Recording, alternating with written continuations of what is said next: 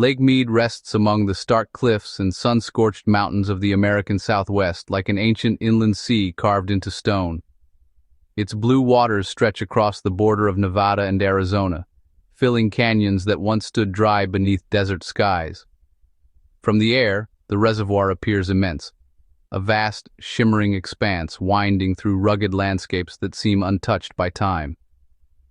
Yet appearances can be deceptive. Along the shoreline, pale, mineral-stained rock bands reveal a different reality. These bright white markings, often called the bathtub ring, trace former water levels high above the present surface, serving as a visible reminder of how dramatically conditions have changed. As of June 2026, Lake Mead stands at approximately 26 to 29% of its total capacity. Water levels hover around 1,046 to 1,048 feet above sea level, roughly 319 to 319.4 meters.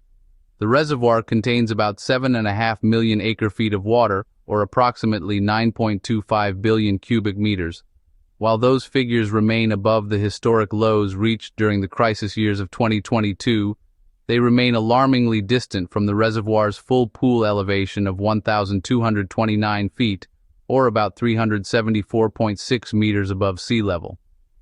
The lake sits roughly 183 feet, or nearly 56 meters, below the level engineers envisioned when one of the most ambitious construction projects in modern history transformed the Colorado River.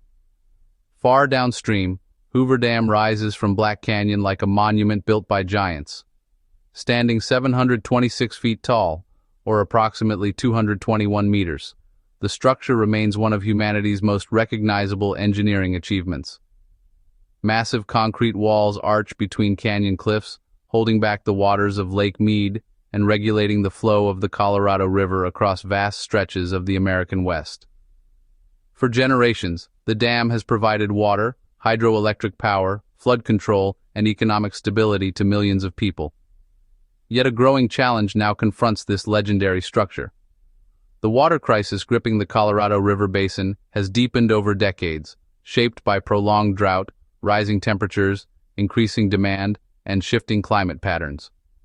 Every foot of declining water elevation affects not only the reservoir itself, but also the ability of Hoover Dam to fulfill its many roles.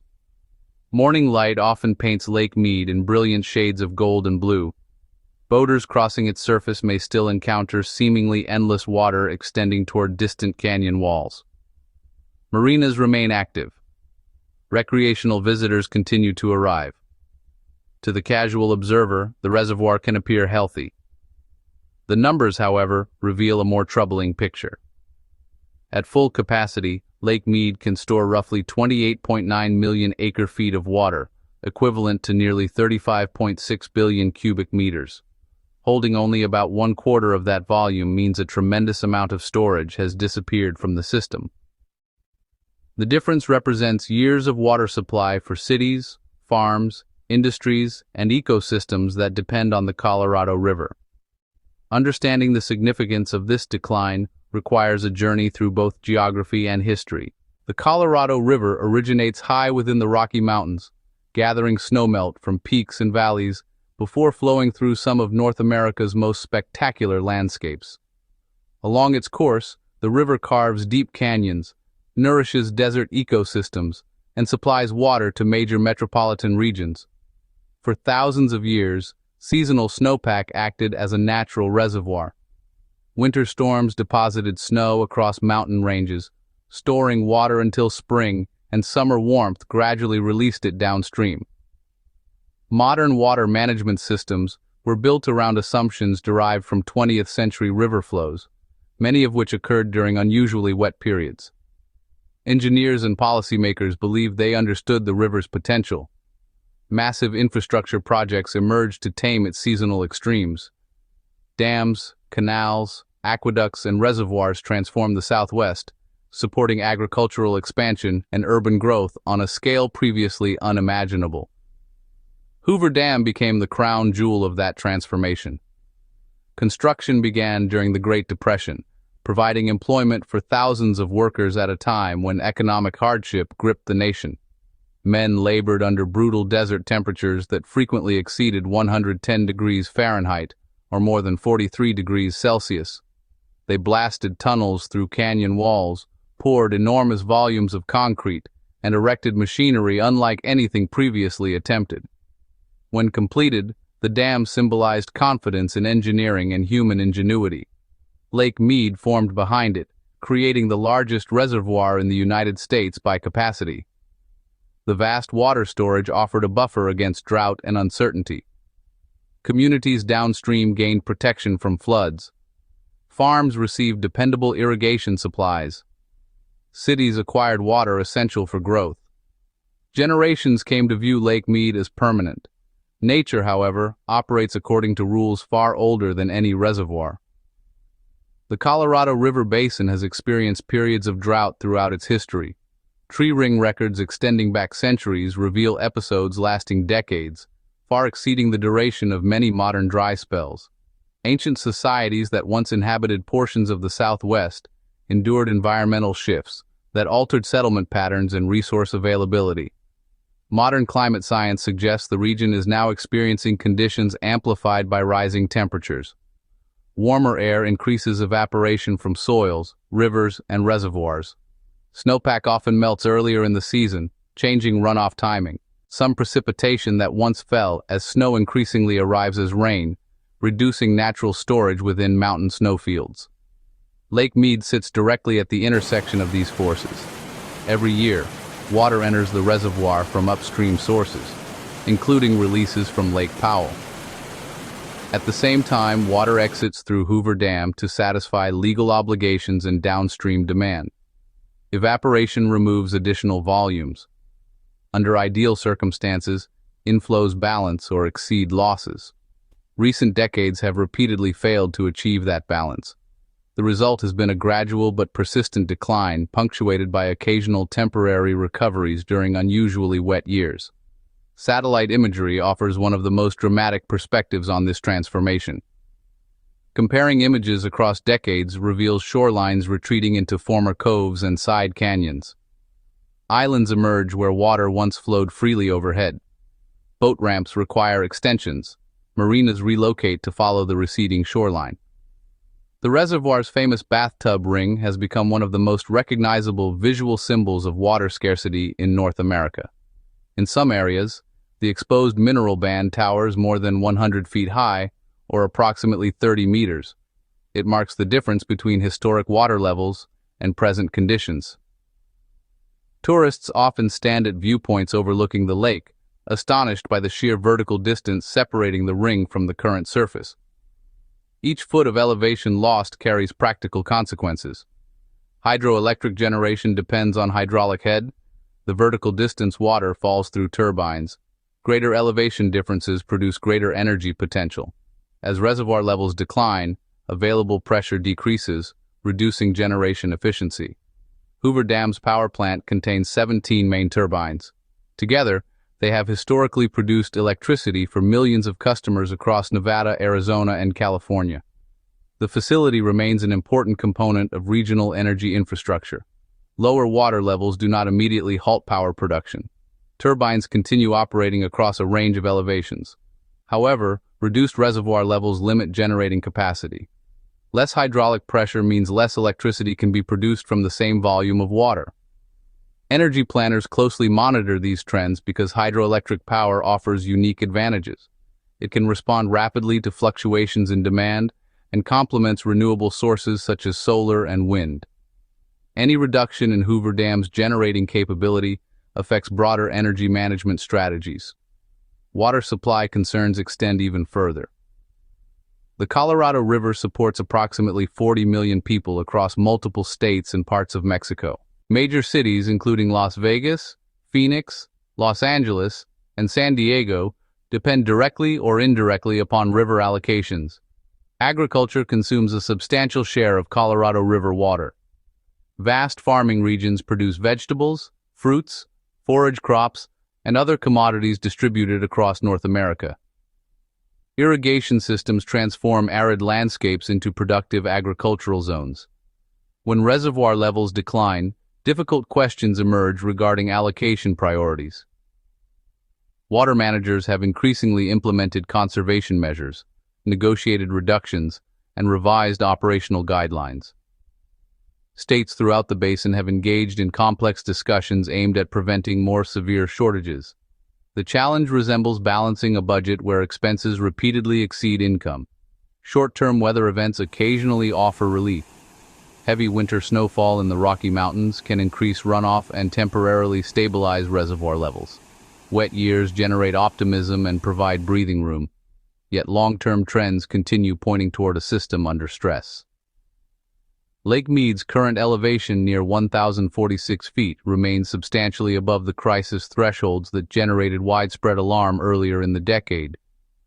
Nevertheless, the reservoir remains far below historical norms. One reason the situation attracts global attention lies in the enormous scale involved. A decline of 183 feet, or nearly 56 meters, represents a staggering loss within a reservoir originally designed to store vast quantities of water.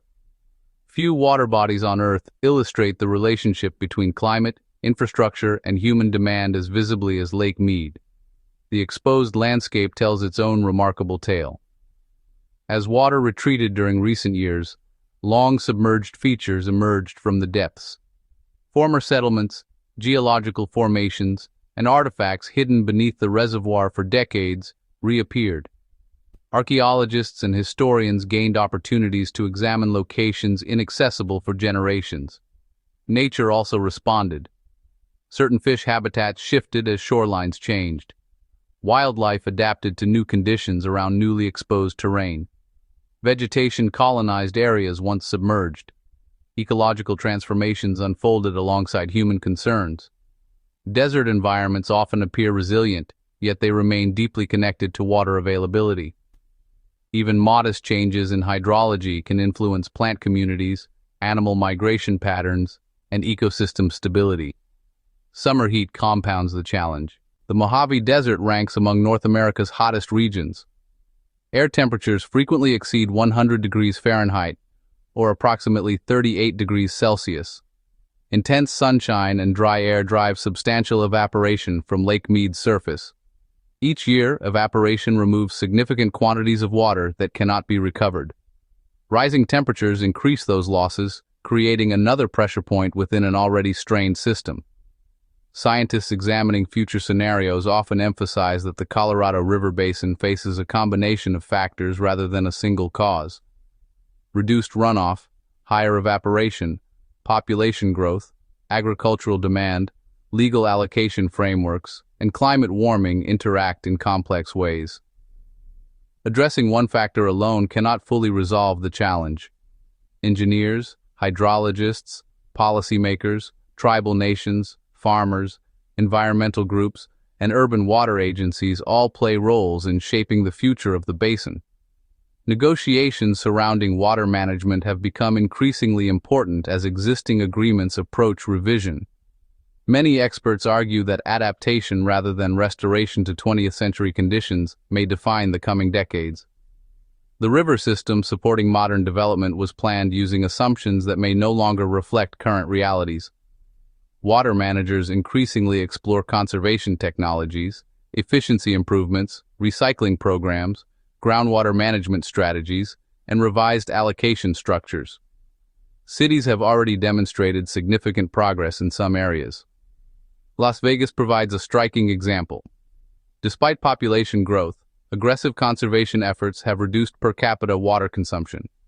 Recycling programs return treated indoor water to the Colorado River system. Restrictions on ornamental turf have reduced unnecessary outdoor usage. Other communities throughout the Southwest have pursued similar initiatives. Agricultural improvements also offer opportunities. Advanced irrigation technologies can reduce losses while maintaining productivity. Crop selection, scheduling adjustments, and infrastructure modernization contribute additional savings. Yet even substantial conservation measures face limits when confronted with persistent long-term reductions in available water. Lake Mead therefore serves as both reservoir and warning signal. Its declining levels translate abstract climate discussions into visible reality. Numbers recorded on monitoring charts become exposed canyon walls. Policy debates become measurable reductions in storage volume. Scientific projections become concrete operational challenges. Visitors standing atop Hoover Dam often gaze across the reservoir in silence. From that vantage point, the scale becomes difficult to ignore. Steep cliffs reveal decades of changing water levels. The immense engineering achievement remains impressive, yet the surrounding landscape underscores that infrastructure alone cannot create water where nature provides less. The contrast carries profound symbolism. 20th century America demonstrated extraordinary capability in reshaping rivers, constructing dams, and expanding settlement into arid regions. 21st century challenges increasingly focus on managing finite resources within changing environmental conditions. Lake Mead embodies both eras simultaneously. Its waters continue sustaining millions of lives. Turbines continue generating electricity. Recreation continues attracting visitors from around the world. Boats still cross broad stretches of open water beneath towering canyon walls. At the same time, reservoir levels remain a fraction of historical capacity. Each measurement reported by hydrologists becomes part of a larger record spanning generations. Elevation readings, storage calculations, runoff forecasts, and precipitation totals contribute to understanding how the basin evolves over time. The figure most frequently cited today, approximately 26% full, captures attention because it compresses an enormous amount of information into a single number. Only about 1/4 of the reservoir's designed capacity remains occupied. That reality reflects years of imbalance between supply and demand across one of the most important river systems in North America. Even so, the reservoir has not reached the extreme lows recorded during the most severe moments of recent drought. Improved snowpack years and coordinated management actions have provided partial stabilization. Those developments demonstrate that outcomes are not predetermined. The future remains influenced by weather patterns, climate trends, conservation efforts, policy decisions, and technological innovation. Across the American Southwest, communities increasingly recognize that water security requires continuous adaptation. Reservoir operations, municipal planning, agricultural practices, and environmental stewardship have become interconnected pieces of a shared challenge. Hoover Dam still stands as a monument visible from miles away, its concrete walls rising above the Colorado River with the same commanding presence that inspired earlier generations. The structure continues performing functions envisioned nearly a century ago. Yet the reservoir behind it reveals conditions its designers never fully anticipated. Lake Mead's surface, resting approximately 183 feet below full pool, reflects more than sunlight. It reflects the realities of a hotter and drier era emerging across the Southwest. It reflects decades of extraordinary growth dependent upon a finite river. It reflects the delicate balance between natural systems and human ambition. As evening shadows lengthen across Black Canyon, the lake remains vast by most standards, stretching between rugged desert mountains painted in shades of copper, gold, and crimson. Eagles circle overhead. Waves lap against rocky shorelines. The immense dam continues regulating the river below. Yet the white bathtub ring etched across canyon walls remains impossible to overlook. That stark line serves as a geological diary written in stone, marking the distance between past abundance and present uncertainty. It stands as a reminder that even the largest reservoirs possess limits, that engineering marvels depend upon natural cycles, and that the future of the Colorado River Basin will be shaped not only by the water still stored within Lake Mead, but by the choices made while that reservoir remains at barely more than 1/4 of its intended capacity. For millions who depend upon the Colorado River, the significance extends far beyond a single lake. It reaches into homes, farms, power grids, ecosystems, and economies spread across an immense region. Hoover Dam's water crisis has indeed grown more serious, not because the reservoir has vanished, but because 26% full remains a powerful measure of how much has already been lost and how much remains at stake.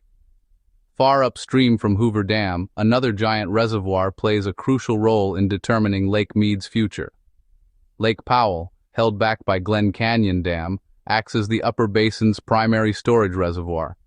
Together, the two reservoirs function like twin guardians of the Colorado River system, balancing water supplies across thousands of miles of river channels, canals, and aqueducts. When snowmelt pours down from the Rocky Mountains, water is captured and stored within this interconnected network. During dry years, stored reserves are released to meet obligations downstream. The challenge confronting water managers today is that both reservoirs have spent much of the past 2 decades operating far below their historic averages. Instead of serving as overflowing savings accounts capable of absorbing prolonged drought, they have increasingly resembled emergency reserves being drawn down faster than they can be replenished. Hydrologists often describe the Colorado River Basin as existing in a state of long-term aridification rather than a temporary drought. The distinction is important. A drought implies conditions that eventually return to normal. Aridification suggests the possibility that the climate itself is shifting toward a drier baseline. Evidence supporting this concern appears throughout the watershed. Temperatures across much of the basin have risen significantly over recent decades. Even when precipitation totals remain relatively stable, warmer conditions alter how water behaves once it reaches the landscape. Snow melts earlier. Soil moisture evaporates more rapidly. Plants consume greater amounts of water through transpiration. Reservoirs lose more water to the atmosphere. Scientists sometimes refer to this phenomenon as hot drought, a condition in which elevated temperatures intensify water losses regardless of rainfall amounts. In practical terms, the basin may receive similar precipitation as previous generations while delivering substantially less runoff into rivers and reservoirs. For Lake Mead, every percentage point matters. At full pool, water extends deep into side canyons and inundates vast stretches of desert terrain. At approximately 26% capacity, enormous areas remain exposed. The shoreline has retreated so dramatically in some locations that features once submerged beneath hundreds of feet of water now stand under open skies. One striking consequence has been the changing appearance of Black Canyon itself. Towering rock walls surrounding Hoover Dam reveal geological layers that had been hidden beneath reservoir waters for decades. Ancient volcanic formations, faulted rock structures, and desert landscapes have re-emerged as visible reminders that Lake Mead is ultimately an artificial lake occupying a naturally dry environment. The geology surrounding the reservoir tells an even older story. Millions of years ago, powerful tectonic forces stretched and fractured the Earth's crust across the American Southwest. Mountain ranges rose while adjacent basins sank. Volcanic eruptions periodically reshaped portions of the landscape. Over immense spans of time, the Colorado River carved its way through uplifted terrain, creating the canyons that later became ideal locations for dam construction. Hoover Dam itself rests within a region shaped by extraordinary geological forces.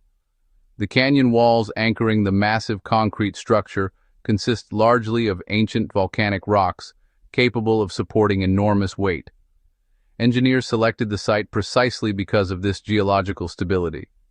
Without those rugged canyon walls, one of the world's greatest dams might never have been built.